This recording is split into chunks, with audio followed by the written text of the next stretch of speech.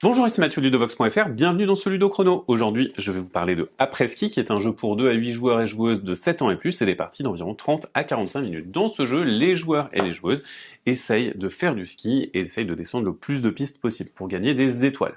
Ces étoiles, elles vont nous permettre de gagner la partie, il va en falloir entre 30 et 50 suivant le nombre de joueurs. Et elles vont être présentes sur les pistes. Vous voyez que si je descends une piste bleue, je vais gagner 2 étoiles. Bien entendu, on peut descendre plusieurs pistes bleues, on va pouvoir les accumuler, et plus on descend des pistes complexes, plus on va gagner d'étoiles. Mais attention, on pourra bloquer nos adversaires également. Comment est-ce qu'on va jouer? Eh bien, chaque joueur et chaque joueuse va commencer avec cette carte en main. Au début de votre tour, soit vous piochez la carte du dessus de la pioche, soit celle du dessus de la défausse. Attention, si vous piochez la carte du dessus de la défausse, vous devez la jouer à ce tour-ci, et on ne peut pas récupérer certaines cartes spéciales de la défausse. Ici, je vais donc récupérer une carte qui provient de la pioche, et ensuite, je vais jouer une carte. Donc, je ne peux pas jouer une piste bleue tout de suite parce que, eh bien, je n'ai pas encore joué de piste verte, ni de piste rouge, parce qu'on doit aller croissant dans l'ordre des pistes. Par contre, il se trouve que j'ai des cartes piste verte, je vais choisir de jouer une carte piste verte devant moi, je viens de gagner une étoile, et désormais, cette piste verte, elle est acquise pour le restant de la partie. J'ai terminé mon tour, on passe au tour de la joueuse suivante. La joueuse suivante, elle choisit de piocher ici, elle va alors jouer tout simplement la piste verte qu'elle vient de piocher. Elle a terminé son tour, on peut passer au tour du joueur suivant. Le joueur suivant pioche une carte, et malheureusement, lui, eh bien, il n'a pas de piste verte en main, et par contre, il a des cartes spéciales, et il va choisir de jouer une carte. Il va choisir de jouer une carte qui dit manque de neige, et il va la jouer devant moi pour indiquer que, de mon côté, eh bien, je manque de neige, je ne peux plus skier tant qu'on n'y a pas remédié.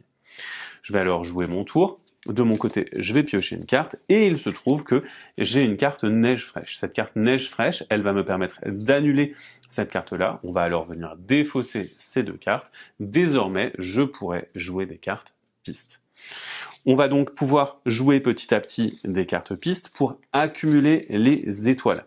Et accumuler les étoiles, c'est ce qui va vous permettre de remporter la partie petit à petit.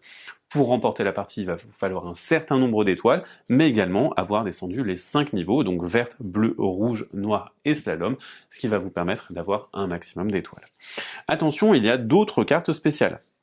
On va trouver des bonnes nouvelles. Les bonnes nouvelles, elles vont être placées à côté, c'est simplement des bonnes nouvelles qui vont vous arriver, qui vont vous octroyer des étoiles indépendamment de vos descentes de piste.